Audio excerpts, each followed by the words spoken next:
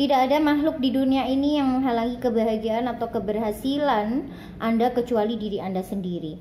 Kemudian yang selanjutnya, setelah kita tahu visi misi kehidupan kita, maka kita akan menentukan tujuan kehidupan kita itu seperti apa.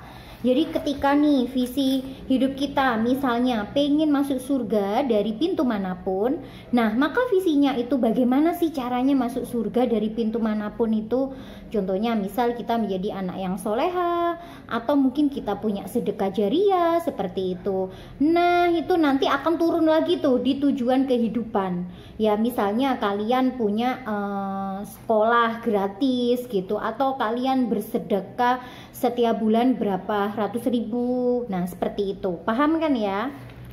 Ini contohnya, ini saya kasih clue sedikit punya saya, karena ini kan planning kehidupan, jadi nggak mungkin saya ceritakan semuanya ya.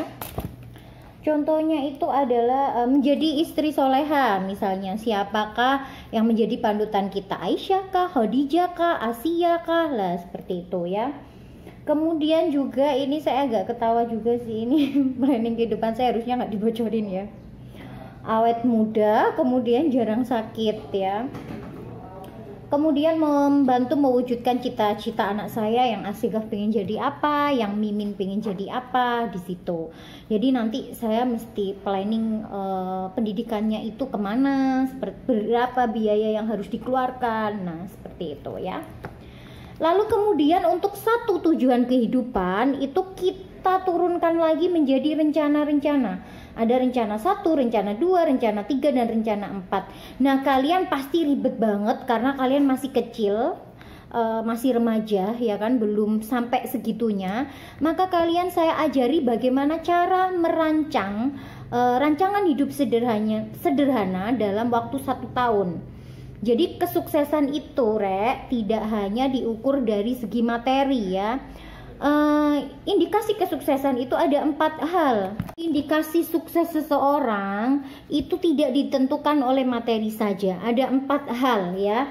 Yang pertama itu adalah emotional question atau masalah hati gitu ya. Di sini itu adalah mungkin kalian bisa haji atau umroh, kemudian kalian bahagia, kalian dapat ridhonya Allah. Bagaimana sih caranya dapat ridho Allah? Seperti itu. Kemudian yang kedua itu adalah spiritual question atau jiwa. Jadi kebutuhan jiwa kalian. Kalian menjadi anak yang soleh, anak yang bermanfaat. Kemudian kalian ingin dikenang oleh orang lain sebagai orang yang apa sih? Oh, si Cika ngangenin. Kenapa ngangenin? Soalnya anaknya tuh baik sama temennya. Seperti itu ya. Contohnya itu masuk dalam spiritual question. Itu termasuk dalam pencapaian hidup loh ya. Jangan dikira pencapaian hidup itu cuma beli mobil, habis itu punya rumah gitu ya, tabungannya ratusan juta. Bukan seperti itu. Nah, kemudian yang selanjutnya itu di poin ketiga baru yang namanya physical question. Nah, baru nih di sini itu materi, itu pun dia masuk di dalam partikelnya yang kecil, bukan satu-satunya gitu ya. Contohnya kita menjadi sehat. Misalnya tahun 2021 kalian berat badannya jadi ideal, atau kalian diet gitu. Kalian sudah nggak makan lagi junk food, itu juga pencapaian. Dia masuk di namanya physical question gitu ya. Kemudian juga kalian mungkin pengen jadi tenar, jadi YouTuber. Kayak yang di kelas ini kan ada yang jadi YouTuber kan ya.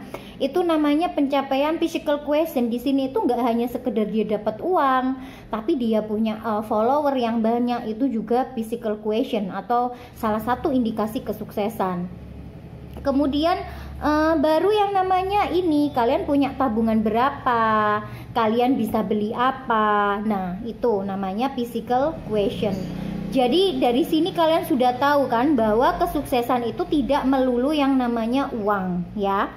Kemudian yang selanjutnya adalah intelligent question. Ini juga salah satu pencapaian dalam kehidupan kita. Salah satunya bagaimana kita menjadi orang yang pandai, bagaimana kita menjadi orang yang profesional, kemudian kita punya ilmu dan kita terampil. Contoh detailnya itu misalnya kalian bisa jahit, kalian bisa komputer, kalian menghabiskan berapa buku dalam 1 tahun, kemudian kalian mengikuti pelatihan atau mentoring berapa kali.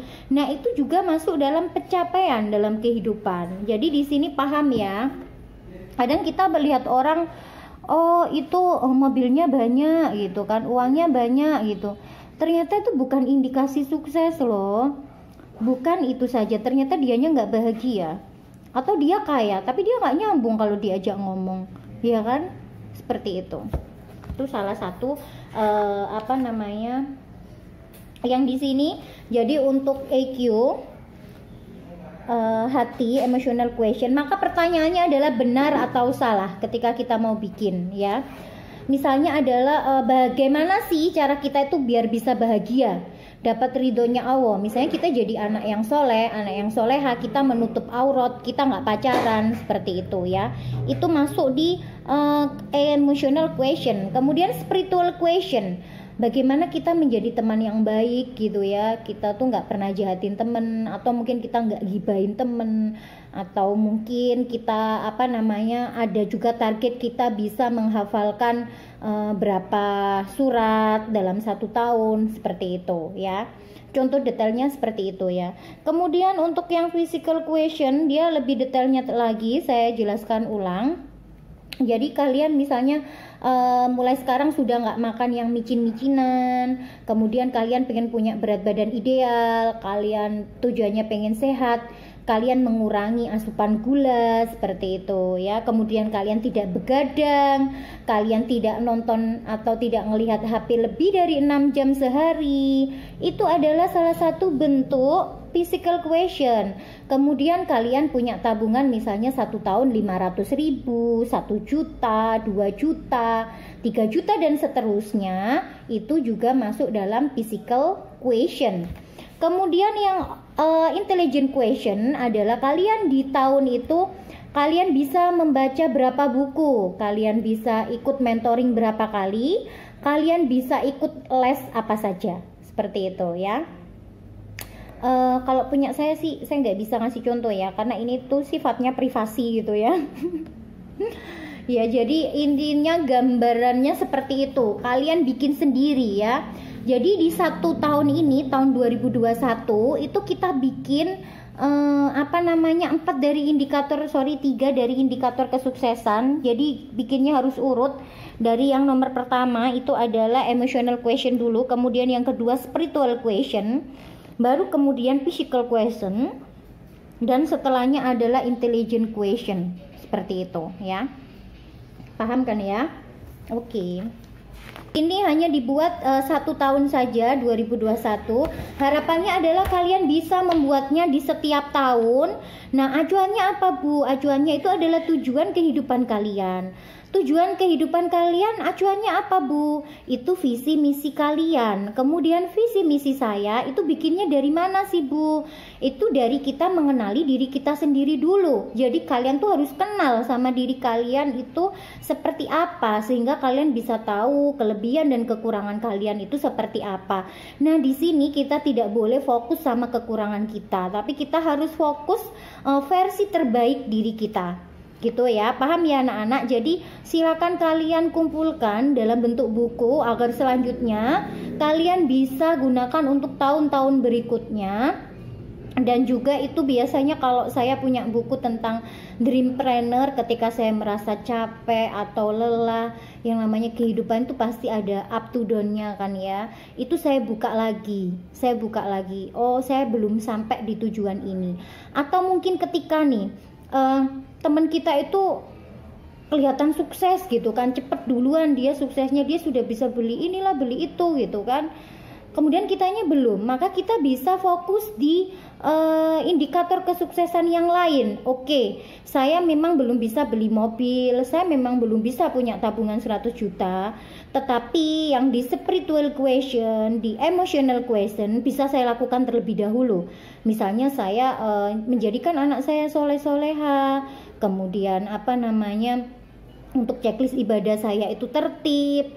Kemudian saya juga bisa membaca buku atau beli buku baru setiap bulan. Nah, seperti itu ya. Sehingga kita itu tidak gupuh gitu loh. Kalau temennya itu, kok kok dia ke sana, atau mungkin temennya punya jurusan lain gitu, misalnya pas kuliah contohnya jurusannya itu berbeda dengan kitanya nggak panik. Kenapa?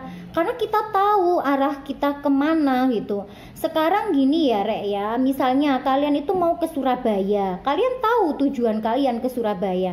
Ketika nih misalnya di daerah Mojokerto yang arah Mojoagung itu terjadi macet parah, maka kalian akan memutar belok gitu kan, memutar belok ke arah dimana kalian bisa tetap sampai ke Surabaya, bener nggak? Yang penting kalian sampai gitu, kalian sampai ke tujuan kalian. Tetapi kebalikannya, ketika kita itu tahu jalannya tapi kita nggak punya tujuan, kapan kita sampainya gitu kan, kita nggak akan tahu kita mau kemana gitu, nggak akan tahu kita. Jadinya kita kayak bingung gitu loh, mengendarai, cuma hidup gitu tapi nggak tahu arahnya kemana gitu, hanya mengalir seperti yang tadi saya sampaikan di awal, seperti air gitu kan. Padahal air sendiri itu bisa jadi dia juga akan ketemu bebatuan, dia juga akan ketemu dengan polusi atau sampah gitu kan, dan banyak kendala-kendala yang lain, sehingga realitanya hidup itu emang nggak bisa seperti air gitu, semuanya harus kita planningkan gitu. Itu ya maksudnya. Oke, jadi kalau kalian masih bingung, kalian bisa tanyakan di grup ya tugasnya. Mungkin itu aja. Bu Viko minta maaf kalau terlambat ya untuk bikin videonya. Semoga kalian selalu sehat dan jangan lupa untuk patuhi protokol kesehatan ya. Jangan lupa jaga jarak dan pakai masker ya. Dan jangan begadang main HP terus, apalagi di medsos. Seperti Bu Viko kemarin yang saya sampaikan, edukasi kesehatan reproduksi, jangan lupa kalian mesti harus memilah-milah mana yang harus kalian akses, mana yang harusnya kalian tinggalkan ya. Terima kasih, saya akhiri. Wassalamualaikum warahmatullahi wabarakatuh.